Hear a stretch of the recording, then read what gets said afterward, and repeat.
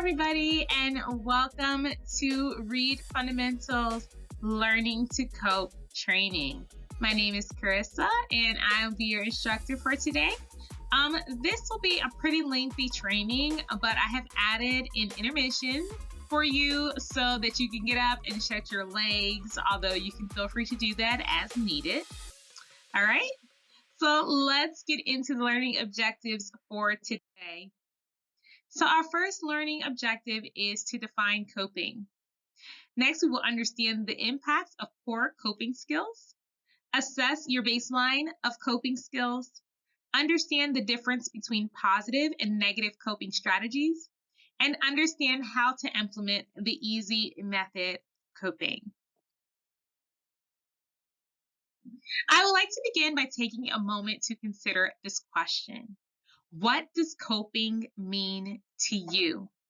When we think of coping, we often think of children being coached out of temper tantrums, or a counselor telling us to take deep breaths or count to 10. According to Merriam-Webster, coping is defined as an attempt to deal with or overcome problems and difficulties. I want to point out a couple of key words in this definition. One being the word attempt, and the second word being to overcome.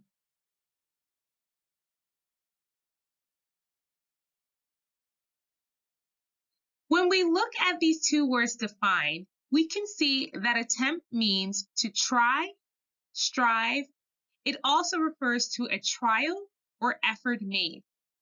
When we look at the terms used to define overcome, we get words such as succeed, defeat, or prevail and control. What do you notice about these two terms if we were to compare them? Notice that when we look at the definition of attempt, all of the corresponding terms are conditional or provisional. There is nothing definite about attempting. When we look at the word overcome, these terms are much more absolute. They tell us that we have resolved the issue. I point out these distinctions to bring into perspective the idea that when we are employing coping strategies, it will in fact be a matter of trial and error. We might not be successful the first try. This is important because many times when we do not succeed, we are left feeling like failures. But failure is a natural part of the learning process. Failed attempts are opportunities. So I want you all to come into this training embracing that process. Always remember to ask yourself, what can I learn from a failed attempt? Now you might be asking yourself, why is this topic really important? Why should I care? Let us explore the relevance of this topic a bit further. As we discussed before, when we think of coping, we often think of skills such as deep breaths, counting, or taking time away from stressors. These are in fact great examples of coping, but I would like to bring the picture closer to home. I want to take a moment to reflect on the following questions, just to gauge where you might lie. Do you struggle to decompress after work? Are you quick to respond to negative comments? Do you sleep restfully or do you toss and turn? How long does it take you to recover once you are upset? Do you frequently replay negative events in your mind? If you answer yes to any of these questions, then this is an indication that some of your coping mechanisms are not effective. But don't dismay, you are not alone. This is exactly what we will tackle in this training today. Let's look at some statistics. 2020 has been a very difficult year for many families. The pandemic unearthed not only gaps within our government and healthcare systems, but also deficits in our self-care practices. Today, anxiety is the most common mental health disorder in the United States. A recent study was conducted by the U.S. Census Bureau to measure the prevalence of anxiety and depressive symptoms. According to this study, in 2020, US adults were 3 times more likely to screen positive for anxiety and depressive disorders. What this data is telling us is that worry and fear are becoming more debilitating. People are not coping well. If adults are not coping well, it impacts society as a whole. Whether or not you have children, the way you cope with challenges is being observed by the next generation. For those with children, your children are watching everything that you do, even how you respond to stress. The old adage of do what I say, not what I do is not effective. Modeling behavior is a more powerful teaching method. This means that whatever your child sees will be what they internalize and copy. This is also known as mirroring the behavior. You must be the change you want to see. The more you become skilled in processing your thoughts and emotions, the more effective strategies you can pass down to your children. Now let's get serious about how we handle stress. Our mental health is the first line of defense for our overall functioning, yet it is usually the last thing we think to take care of. Many studies have proven that frequent stress leads to chronic illnesses such as high blood pressure, stroke, obesity, and diabetes. Let's take the time to make effective coping a priority. All right, now that we've established your why, let's begin assessing your baseline. Your baseline will show you how well you are already coping so that you know exactly where to start putting in the work. To begin, take out 2 pieces of blank paper. I'll give you a moment to do that.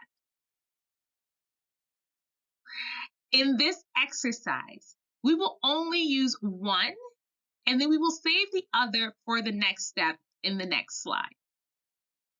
So let's take a moment to honestly look at the situations you will be applying your coping skills. We are going to write them down on a piece of paper so that we can refer back to it as we go through the slides and progress throughout this training. Okay? While constructing your list, I want you to consider situations that consistently bring you stress. You can also include any recurring major issues that you have yet to successfully conquer. I've listed some examples above for your reference. So some of the things that are listed are rejection, heavy workloads, arguments with significant others, money issues, road rage, anxiety, and social situations.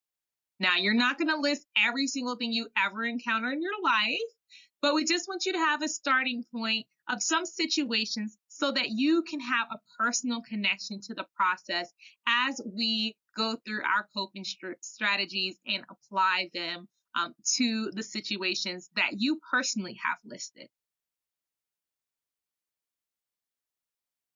Okay, so now that you have a picture of what types of challenges you are looking to cope with, we can jump into the next step of determining your baseline.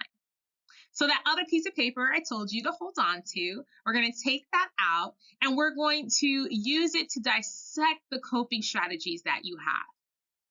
So fold your paper into 4 columns like the picture shown.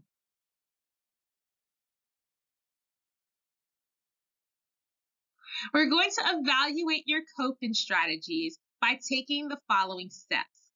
First, we're going to list them out, then we're going to clean them out, organize them, and then apply them to the situations that you will encounter. In the next slides, we're going to dive deeper into this process. Know what is in there. When was the last time you really thought about the different ways you respond to stress and negative emotions? Well, if it wasn't recently, no worries. We are going to do it now. We will begin with brainstorming session, okay? In the first section of the paper that you folded, I want you to list all the things that you would typically do in response to heightened negative emotion. Okay? Now, this is not the time to determine whether the action was good or bad. You are simply compiling a list. This entire exercise will only be beneficial if you are honest with yourself about the things that you usually do. Okay? Some examples of responses would be things like yelling, throwing things, taking a walk, or giving people the silent treatment when you're stressed out. Okay? Once you're done making this list, I want you to keep it, hold on to it, because we are going to refer back to it throughout the process of this training. Okay?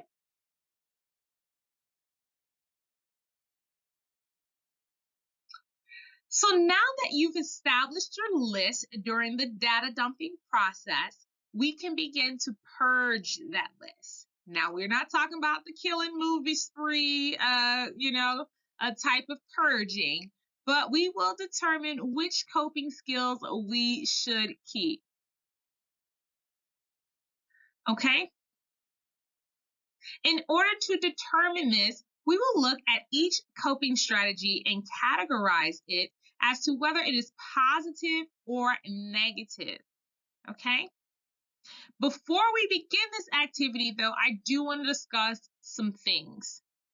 I just want to clarify coping strategies can be negative. Okay, so remember the definition of coping is an attempt to resolve a problem. You can attempt in any kind of way. It doesn't necessarily make it positive. You're just attempting to deal with or handle a problem.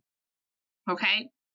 And we are usually drawn to those negative coping skills when the situation is too hard to process emotionally because we do not have effective coping tools to use. Instead, we begin to protect ourselves from the pain or frustration of the situation by masking it with negative or counterproductive behaviors as our fight, flight, or freeze response takes over. In the end, we wind up reacting to the problem instead of resolving it. I would like to define these terms as well because I do not want them to be subjective. Because what you might think is positive or another person think is negative might not be the same. So I want us all to be in agreement on what these terms mean.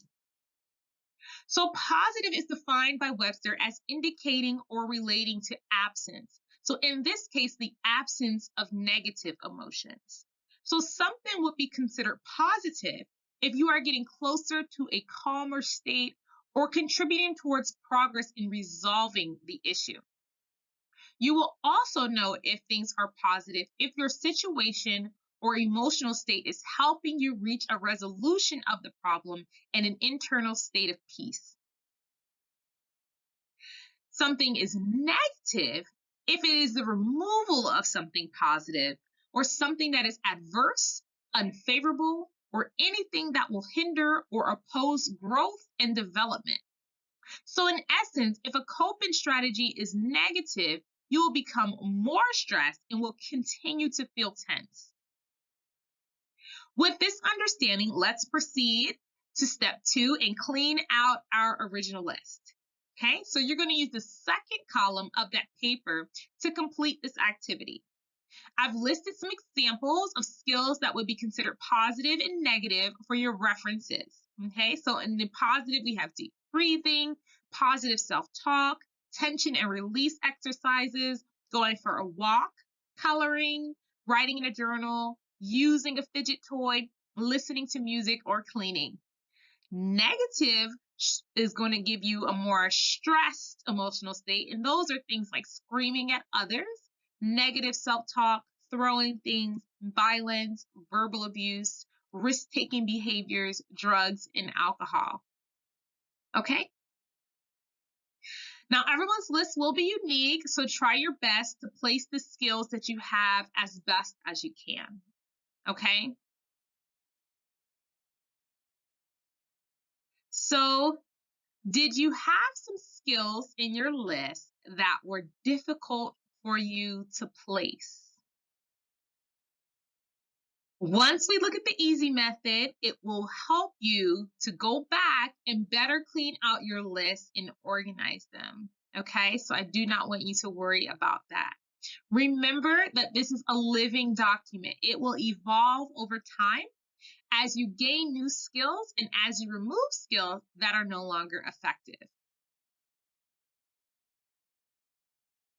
We are getting close to our break. So before you get up and run to the bathroom, I just want us to take a look at what is left in your toolkit. This will be all the positive coping skills on your list. So that's going to be that top column of the purge list. How many skills do you have left? Are you satisfied so far with what your baseline looks like? If you're not, do not fret. I will show you how to add coping skills to your toolkit using the EASI method. This method will help you determine if the skill is worth adding so that you can limit the time spent collecting bad habits. Now, take a quick break and return refreshed and ready to build your toolkit the easy way.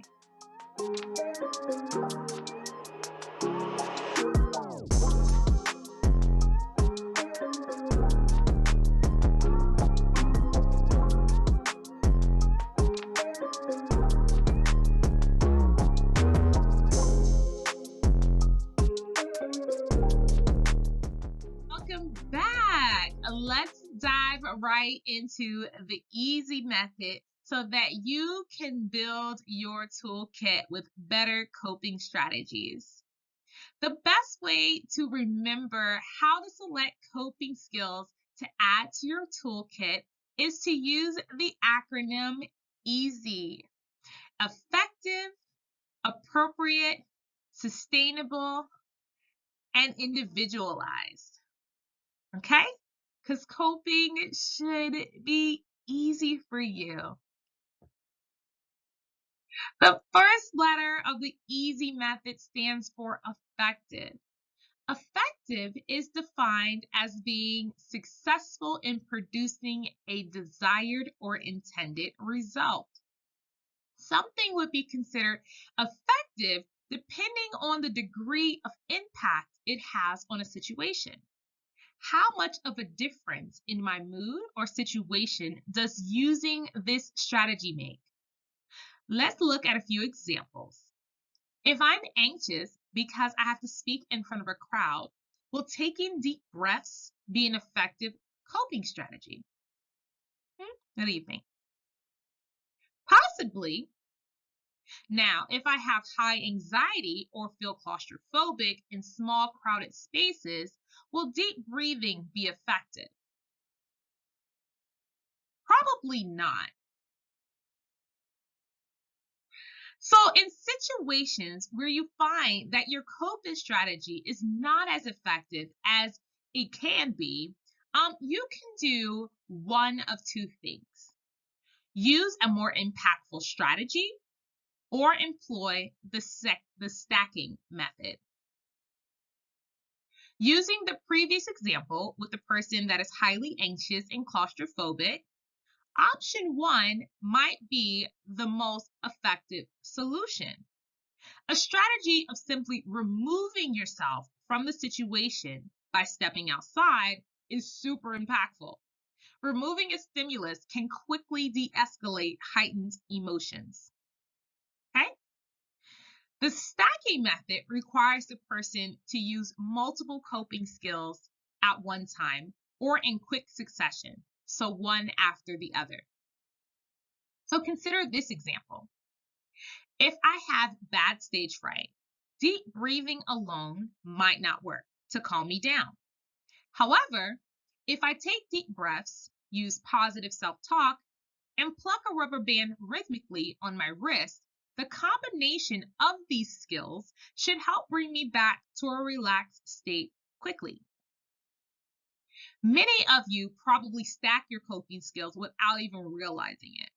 But subconscious actions are something I want you to break free of. I want you to start being more aware and intentional about the skills that you use in the situations that you encounter.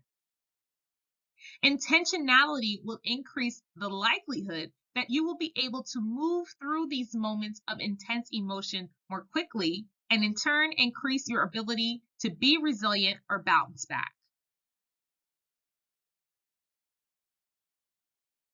The next thing I want you to consider is if the coping strategy you are using is appropriate for the situation. So, the A in the EASI method.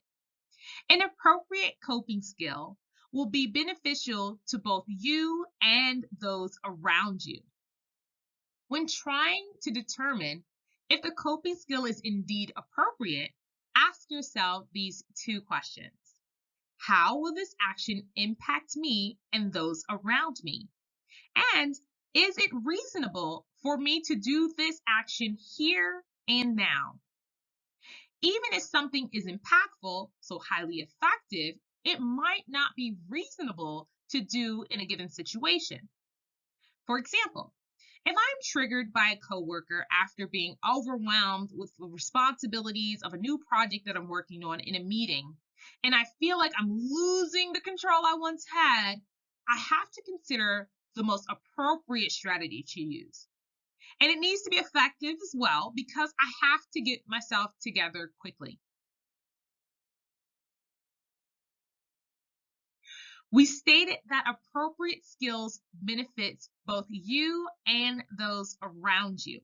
So I want us to look at the terms pro-social and antisocial. So let's define these terms.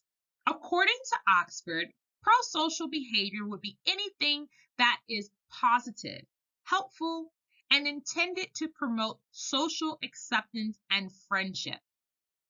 For example, will me going off in a meeting promote social acceptance and friendship? Probably not. If the skill is pro-social, ask yourself the follow-up question. Is the action appropriate to do here and now? So remember, there are two questions we ask ourselves to determine if something is appropriate. Okay? So the first one would be, is it going to promote acceptance and friendship? And also, is it something that I should do here and now? Okay. So moving on to antisocial. Antisocial behavior is defined as actions that harm or lack consideration for the well-being of others. It has also been defined as any type of conduct that violates the basic rights of another person and any behavior that is considered to be disruptive to others in society. If I'm feeling triggered while driving, will driving quickly and weaving through traffic be considerate of my well being and the well being of those around me? No, it is not. This would be considered antisocial behavior and therefore not appropriate to do in any situation, as it is a negative or reactive coping strategy. Reacting, not resolving the issue. Even when dealing with something as personal as coping with your emotions, you must consider other people. This will help you be more thoughtful in how you express and resolve your emotions, as well as keep you out of trouble.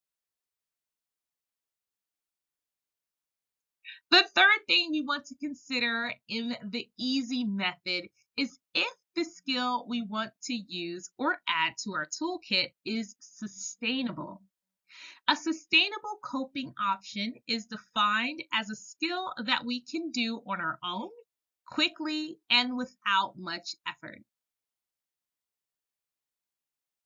The best coping skills to add to your toolkit are ones that will be long term and easy to access. Let's take a closer look at sustainable coping skills.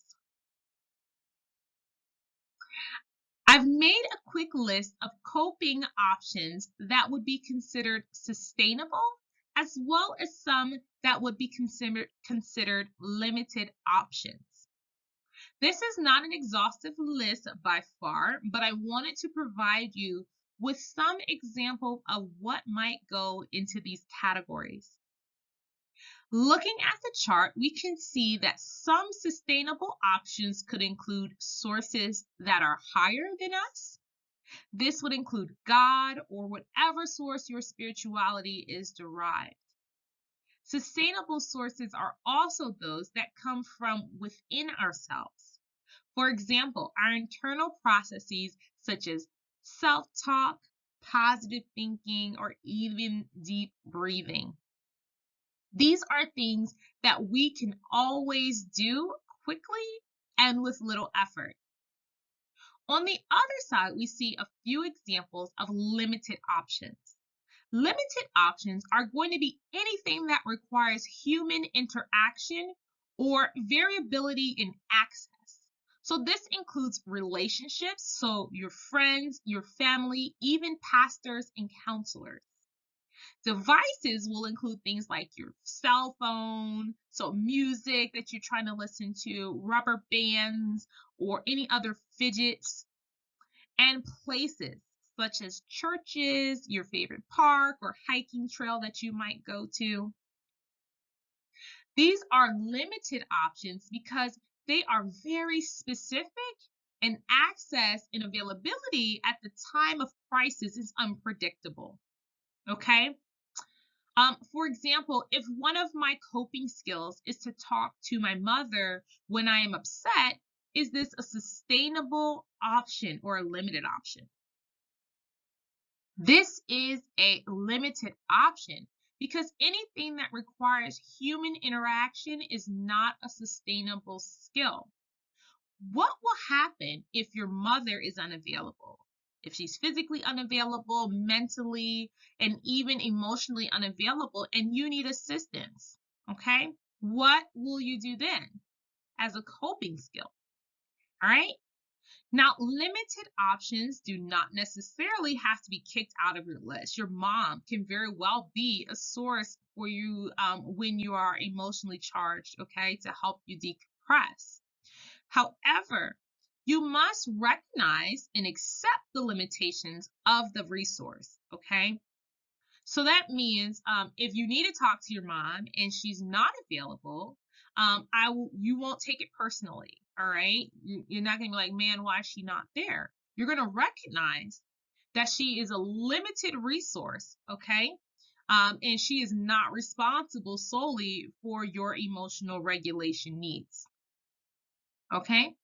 So once you have identified your limited resources, you can then begin to develop a backup plan. Okay?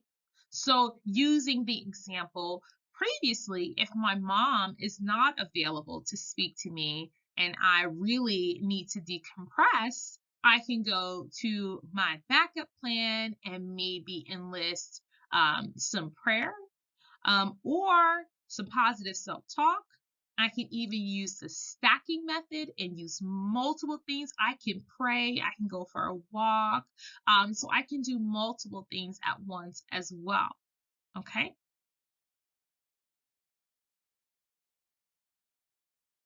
So the final step of the easy method is ensuring that the coping strategy you choose is unique to you. Okay. There is no one size fits all coping skills. Okay, what works for one person might not work for you. Let's do a quick exercise. So I want you to put your left palm face up like this. Okay, take your right pointer finger and place it in the center of your palm. All right. You're going to slowly and lightly draw S-like shapes down your palm. Okay? Do that a few times to get a real good feel of what that is. Okay? I would love to hear some of your reactions. But I'm sure some of you with this sensory activity find it to be relaxing. Some might think it tickles or itches, and some of you might not feel anything at all. It might just be like, oh, okay. Okay. So I did this exercise to show you that everyone's perception of what is helpful and useful are different. Okay. What one person finds to be relaxing, another person might find ineffective and even annoying. Okay. So I want you to be creative and think outside of the box to develop strategies that you personally connect with. I wonder if you have a coping strategy that you believe is really unique.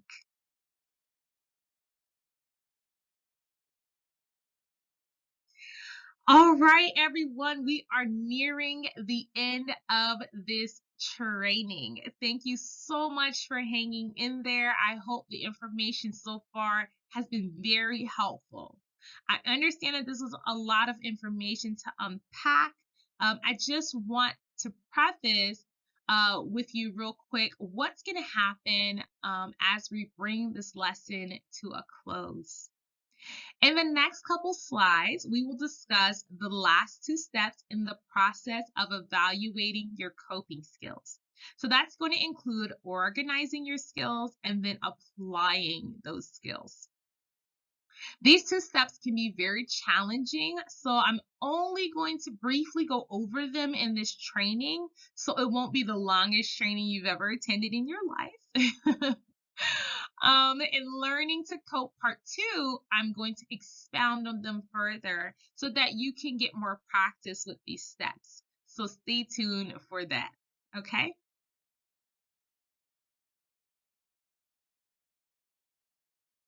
So with that being said, let's jump into step three. You now should be in the third column of your paper. I would like you to rewrite all of the positive coping skills you have left after you categorized it as positive or negative. After going through the EASI method, you might have thought of some skills that you could add or even took some away after determining that they were not as positive as you thought. And that's okay. Like I stated before, this is a living document. Moving all the positive skills into one space will give you a clear picture of your baseline. You can see what you have left in your toolkit and begin to build up from there. Now, do not worry if you don't have many skills left. Recognizing your limited coping strategies will allow you to dig even deeper and use the EASI method to build your toolkit up with some effective, appropriate, sustainable, and individualized coping skills. Let's look at the chart. In the chart shown, you will see a depiction on how you will replace the old strategies with the new strategies you've added to your toolkit. So in the far right column, those would be the old strategies that you would have used for the situation that is listed on the left. The new coping skills will replace the old ones to help you better cope with the situation. In this chart, the situation is stress from traffic. Your old strategies would be to drive fast or yell at other drivers. We're going to replace those actions with new skills such as singing a song and taking deep breaths. Now, I listed them in this order so that the strategies closest to the situation are the ones we want to keep. Now, you can strike through the ones you don't want or put an X if you want to. I didn't do that so that you can clearly see the ones that didn't work so you don't repeat them in the future. Now, this is not necessarily the application of the skill. So we're not applying the skill right now. Right now, you're just going to play around with where you think the skills might be useful. So that's when we're going to refer back to that situation sheet that we did in the beginning. So we're going to look at those situations and then we're going to select the coping skill we think will be the most impactful or the most beneficial for that situation. Okay. So basically, we're going to start being intentional on how you want to react. We don't want to guess about how we're going to select these coping skills in the heat of the moment.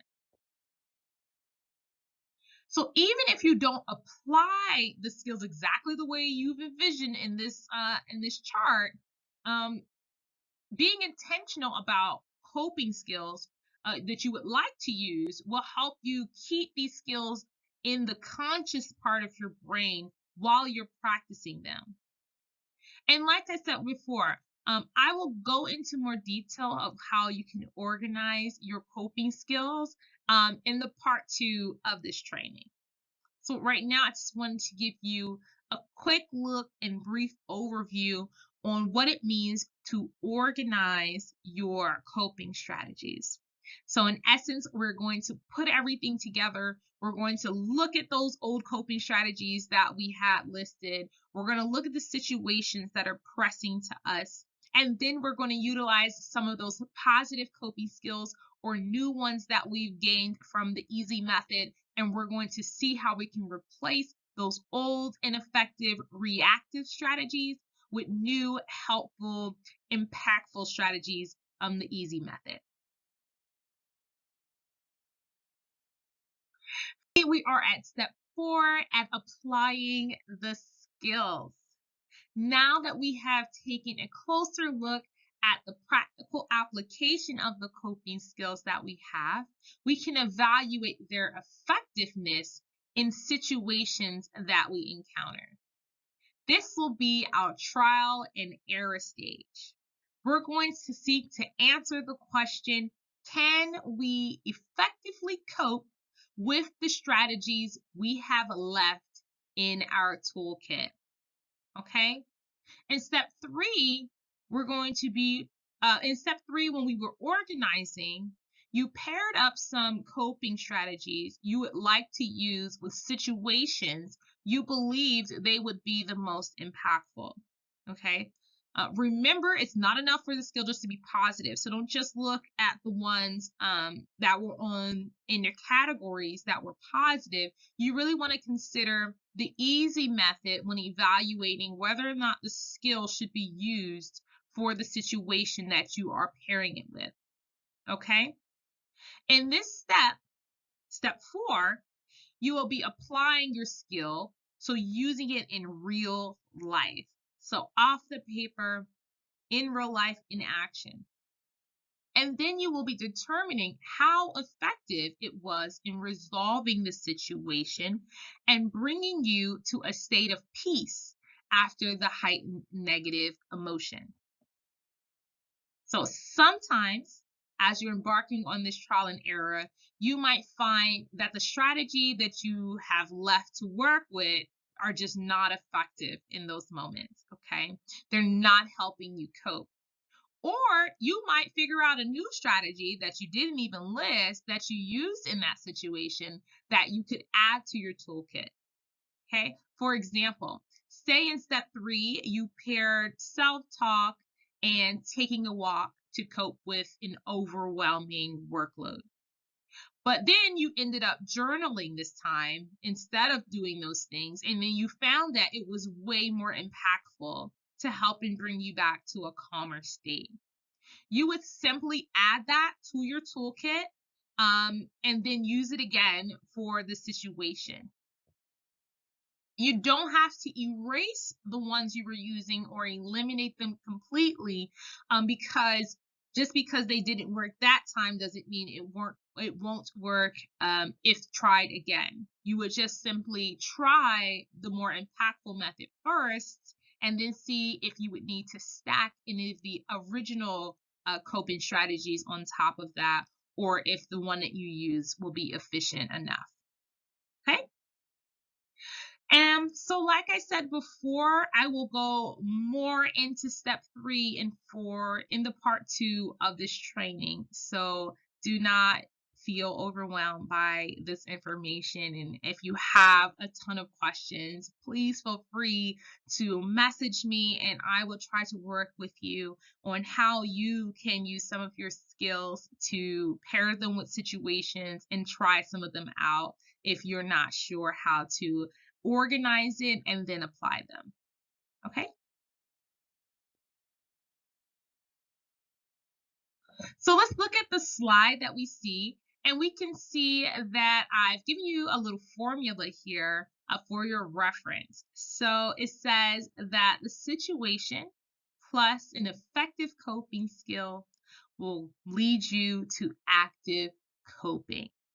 So once you find an effective skill to apply to a situation, you are actively coping. You have been successful in coping with the situation. And that is what this is all about, learning how to cope. How do we pair this up? How can we become more effective in applying the skills? And so I'm going to leave you with a quote. Effective use of coping skill takes practice, guys. Practice, practice, practice. You must know the tools to use in order to achieve the best result. You can no longer wing it and just do things to help you. You need to be intentional about what you're doing. So, quick recap. Um, we are at the end of the training, guys. I really hope that this was informative for you and that you will begin to do this process more often and practice using the skills that you have in various situations. As you discover new and more effective ways to cope, I hope that you will build up your toolkit so that you will be able to tackle any obstacles that come your way. Remember to practice applying the coping skills that you have on smaller issues so that they can become a part of you. Life challenges can be difficult to navigate, but remember, coping with them should be easy. Thank you guys, and I will see you in the next training. Bye, everyone.